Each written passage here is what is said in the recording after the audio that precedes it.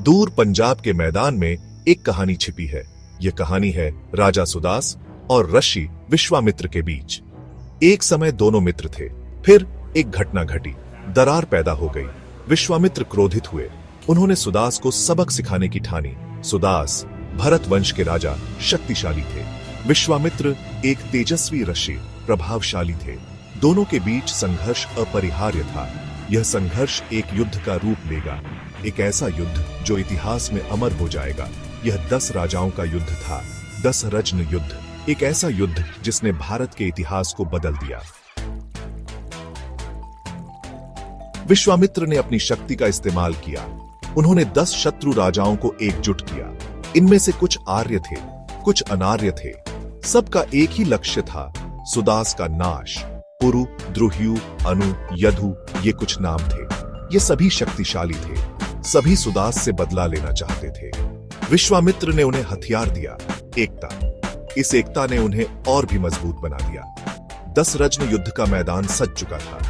दोनों ओर शक्ति का ज्वार उमड़ रहा था। परुष्णी नदी शांत थी, वह नहीं जानती थी कि कल क्या होगा। उसके किनारे 2 विशाल सेनाएं डेरा डाले थीं। एक ओर सुदास की सेना, दूसरी ओर 10 राजाओं की सेना। हवा में तनाव था।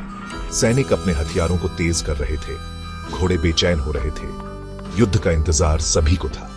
यह एक ऐतिहासिक युद्ध होने वाला था, एक ऐसा युद्ध जो तय करेगा कि आर्यवर्त पर किसका शासन होगा।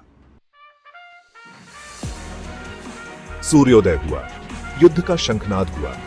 दोनों सेनाएं एक दूसरे पर टूट पड़ी। धूल उड़ने लगी, चीखें गूंजने लगी। परुष्णी का पानी लाल होने लगा। सुदास के योद्धा शक्तिशाली थे, उनका नेतृत्व वशिष्ठ ऋषि कर रहे थे। दूसरी ओर 10 राजाओं के योद्धा संख्या में अधिक थे। उन्हें विश्वामित्र का आशीर्वाद प्राप्त था। युद्ध अपने चरम पर था। कौन जीतेगा, यह सवाल सभी के मन में था। Section 5, A display of valor, heroes rise on both sides। युद्ध के मैदान में वीरता की कहानियां लिखी जा रही थी। सुदास के सारथी क्षत्रवृद्ध ने अद्भुत साहस दिखाया। उन्होंने अपने बाणों से दुश्मनों को छलनी कर दिया।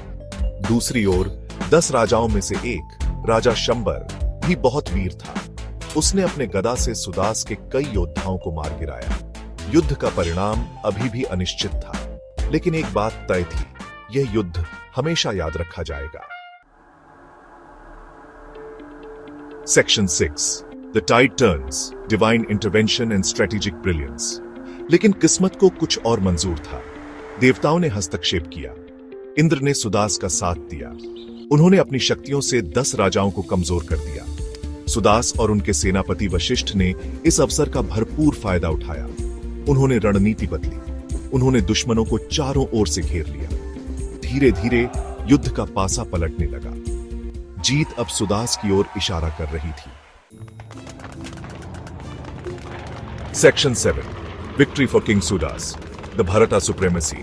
अंत में वह घड़ी आ ही गई। 10 राजाओं की सेना टूट गई, वे भागने लगे। सुदास ने एक विजय हासिल की, एक निर्णायक विजय। यह सिर्फ सुदास की जीत नहीं थी, यह भरत वंश की जीत थी।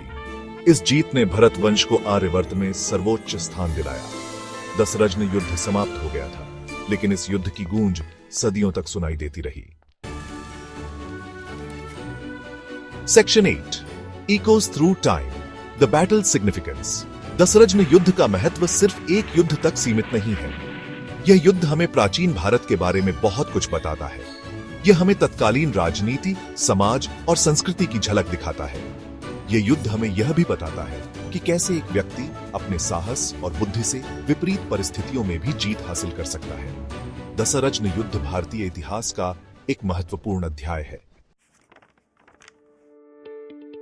Section 9, A testament in verse, the literary legacy of दशरथना। 10 रत्न युद्ध सिर्फ इतिहास के पन्नों में ही दर्ज नहीं है, इसका वर्णन ऋग्वेद में भी मिलता है।